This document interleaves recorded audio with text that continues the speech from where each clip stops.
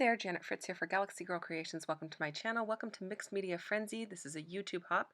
This is our inspiration piece today, and I will show that again, but I'm combining it with Christie's Beautiful Life 30 Days of Sketches, and you might be wondering how I am doing that. So here is the sketch that we have for this month, and I am going to take some elements from each one of those things and put them together. So as you see there, I am definitely taking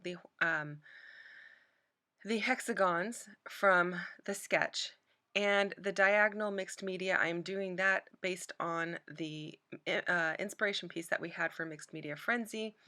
That layout is done on the diagonal, and actually the sketch is on the diagonal as well, but in the sketch it looks like it uses paper and then some mixed media over it, and I elected to not use any paper with the exception of those hexagons, so I decided just to do mixed media and to layer that up. So I started out with my watercolors, as you see there, and I'm just brushing them on the diagonal, and then I decided I needed just a little bit more, so I'm going to pull in a little bit more, and then I decided I was going to do some packaging, because in the inspiration piece for Mixed Media Frenzy, it looks like she's used the packaging technique or something similar.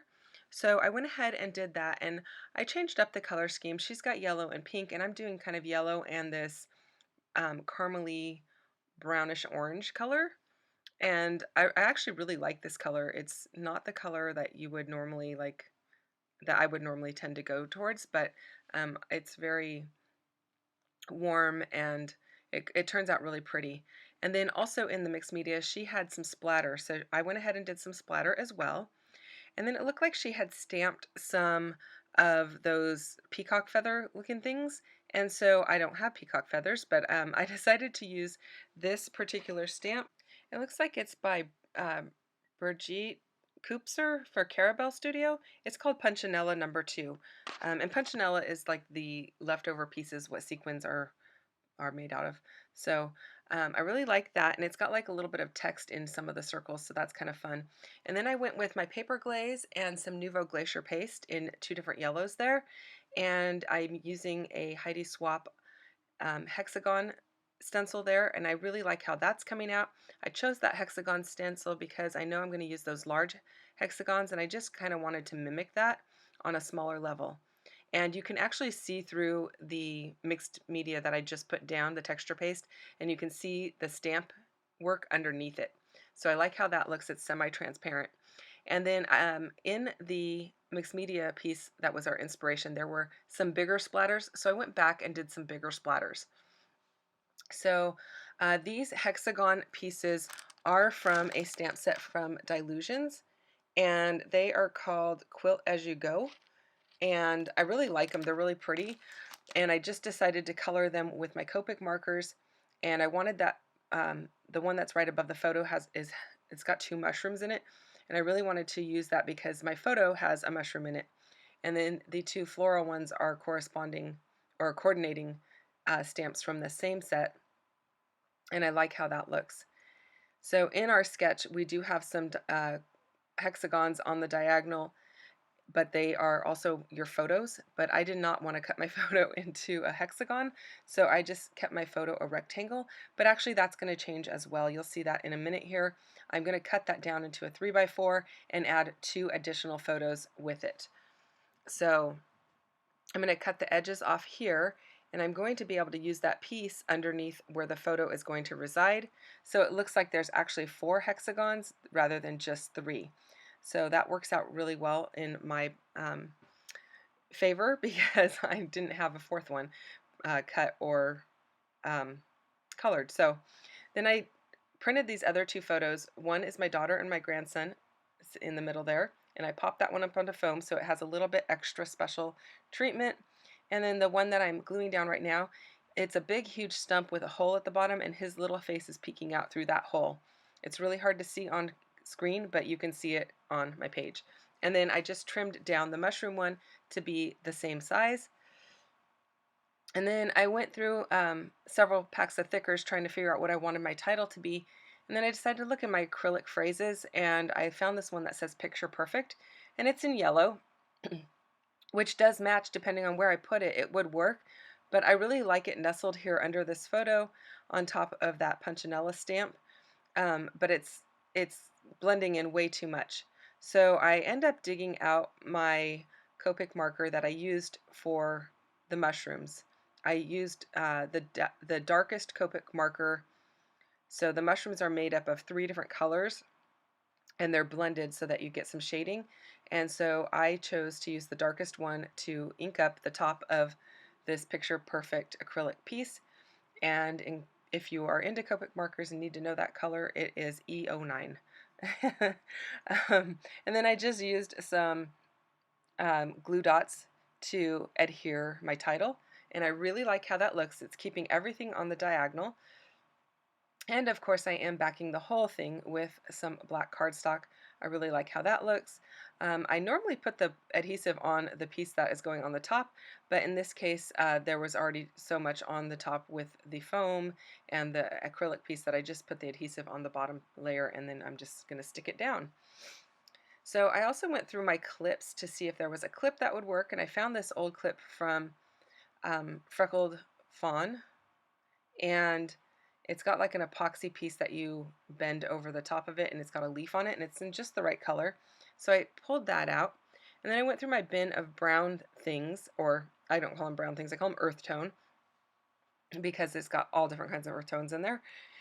And I pulled out that bow and this little journaling spot, which actually I don't end up using, but I thought I would, so I left it out. I left the hiking boot out, but those quickly got like set to the wayside. And I went to my punches and I punched a 3-inch circle of this kind of dark caramel brown, but then I realized that was a little bit too big, so I went down to a 2-inch size and cut that, and I just want a little tiny bit of it popping out just to kind of create a landing space for a couple of little embellishments.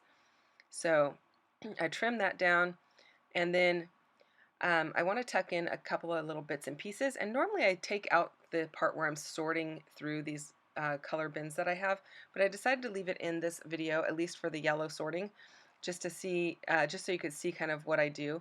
I kind of pull things out as I go and pop them on the layout and see how they look. And this way you kind of get to see the process of that. I don't show it in every video, and I actually don't use my color bins in on every single layout, but in this particular case I did use them. And so I thought I'll just leave that in because it's not something I show frequently. Okay, so I inked up those brown spots with some black ink, and I put a label on top of that top one, and then the one on the side is going to have that little watercolored piece, and that is where I'm going to stamp the date. I don't stamp the date on screen, but it is stamped when at the end, so you could possibly see that in the close-ups. And then I have this little piece that says you and me, and it had like a little arrow at the end. I just cut the arrow off, and I just popped that up onto some foam tape and stuck it down right underneath where it says picture perfect. And that is also where my journaling is going to go. I'm using the glue dots to adhere this bow and keep it where I want it. And then I am going to pull in some enamel dots. I went through, I found some browns, but I ended up finding some that were a little closer to the color of the ink that I used, or actually the color of those little circle spots that I made. And I really like how that looks, and I'm just making a little visual triangle around the title and then around each of the embellishment areas. And then I'm going to write my journaling onto some white paper, cut it into strips, and that's going to go down below the title. And that is kind of inspired by the mixed media piece that we used for Mixed Media Frenzy, because there were some pieces underneath the photo that had some journaling strips, or at least what it looked like, journaling strips. So I went ahead and did that as well. So this is my day 26 of Christy's Beautiful Life, and I have played along every day so far, so I'm really happy to have done that. And actually, I already know that I have finished the entire month, so that's really exciting. It's the first time I've done this the entire month, and so you can go back and check out my channel if you would like to see all of those videos. And if you check down below in the description box, you will see the links to everyone playing along with Mixed Media Frenzy, as well as the people playing along with Christy's Beautiful Life 30 Days of Sketches. There's also a Facebook group for the 30 Days of Sketches that you can join and look for more inspiration there, or share your layout to inspire others. Now, if you have any questions or comments, you can leave those down in my comments below, and I will get back to you as quickly as possible. Thank you so much for watching. If you enjoyed this video, hit the like button, and if you're not already subscribed, I'd love for you to subscribe to my channel. And I have a lot more layouts coming up for you to enjoy and hopefully be inspired by. So thank you again for your time and for choosing to spend it with me. So here come the close-ups. I will see you guys again tomorrow with another 30 Days of Sketches. Bye.